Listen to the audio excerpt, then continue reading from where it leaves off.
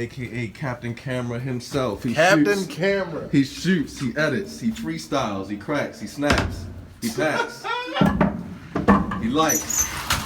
Everybody gonna light something right now. Yeah. Elevator going up.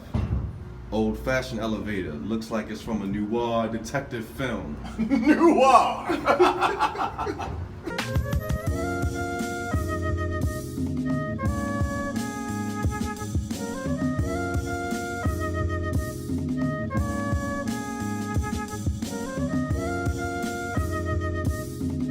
I'm pretty sure that by now you've heard Future's comments on Jay-Z as an MC and on his first album, Reasonable Doubt, which is now considered a hip-hop classic. If you haven't heard his comments, here they go.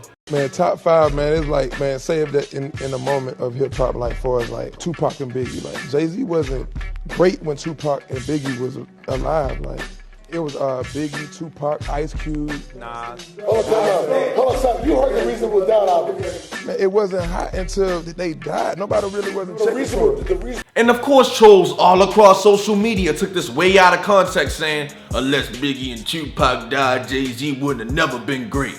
Which couldn't be further from the truth.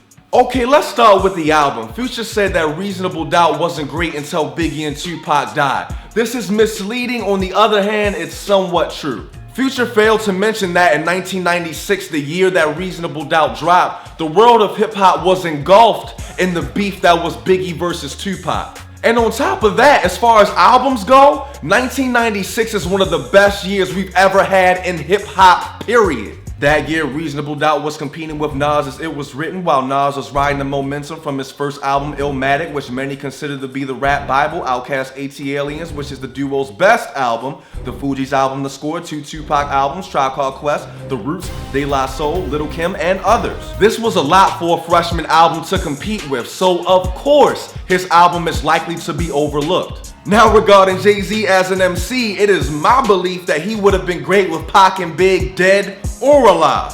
Jay-Z went bar for bar with Biggie on Brooklyn's Finest. He held his own against Big L on Stretch Armstrong and Bobbito's radio show. Go listen to that if you haven't already. Many hip-hop fans, including myself, think Jay-Z was a better lyricist than Pac, not taking anything away from him, but his focus wasn't on burying his listeners with bars.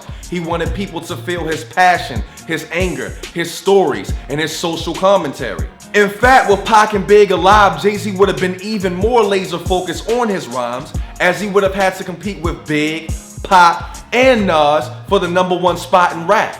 To say that Jay-Z wouldn't have been great unless Biggie and Tupac died is like saying Michael Jordan wouldn't have been great unless Len Bias would have died from a cocaine overdose before he got to the league. The shoulda and the coulda and the woulda. We don't know what would have happened, and that doesn't make Michael Jordan or Jay-Z any less great.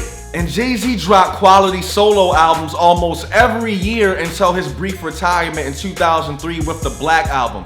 This alone would have kept him in the top 3, top 5 conversation. I argue that not only is Jay-Z the most consistent rap artist of our generation album to album, I argue that he is one of the most consistent artists of our generation, period.